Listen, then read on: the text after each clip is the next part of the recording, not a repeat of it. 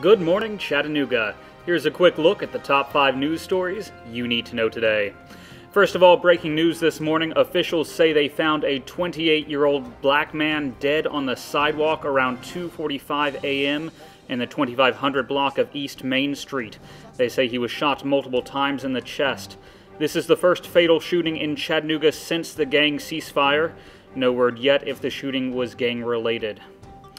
Next up, compounding pharmacies in the Chattanooga area are seeing renewed attention after a deadly meningitis outbreak that claimed a high number of victims in Tennessee.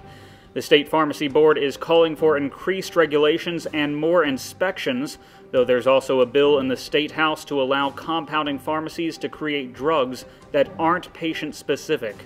Access Family Pharmacy in Chattanooga has been filling compound prescriptions for the last 50 years. Compounding is making a prescription that a doctor has written for that patient. That's it. Either they can't take something that's commercially made because it's a one-size-fits-all, or it's not commercially made and they've got to have it. But compounding is always done pursuant to a prescription. Compounding's under more scrutiny. People are coming in and asking, is this safe to take? And our position here has always been to kind of comfort people and let them know what our procedures are, how we do testing on our compounds. Next up, if you're a food lover, you'll finally have a chance to dine at Lover's Leap. Rock City is adding an upscale restaurant on the edge of a cliff where visitors can aim to see 7 states. Cafe 7 will serve southern dishes popular in those states, such as shrimp and grits, frog legs, fried green tomatoes, and southern fried chicken. The cafe opens April 11th with outdoor seating for about 75 people. Next up, the battle lines are drawn in a water war that's getting weirder every day. In an April Fool's Day article on Wired.com, Chattanooga native and military expert Andrew Exum outlines a defense plan for Tennessee should Georgia invade to gain access to the water supply.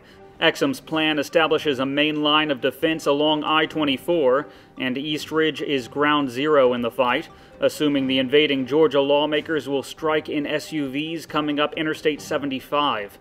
Still, Exum warns that Georgia's military convoy could stop at the Cracker Barrel restaurant in Dalton and lose interest. Now, while the battle plans are farce, Exum does know his stuff. He once led U.S. Army Ranger forces in Iraq and Afghanistan. Still, with Tennessee refusing to give away water, Georgia leaders warn they will be marching north. Not to Tennessee, but to the U.S. Supreme Court.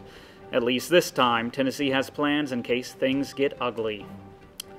And finally, love is in the air at Tennessee Aquarium's penguin exhibit. The wooing is over and 18 penguin couples got down to business Monday as hundreds of rocks arrived for the birds to build their nests. And the penguins are picky decorators.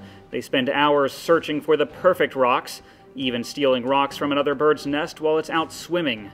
Breeding season usually lasts until October. And weather today will be partly sunny with a high near 61 degrees. Tonight will be mostly cloudy with a low around 37. I'm Harrison Keeley. For more on these stories and updates throughout the day, follow us on Facebook and visit timesfreepress.com.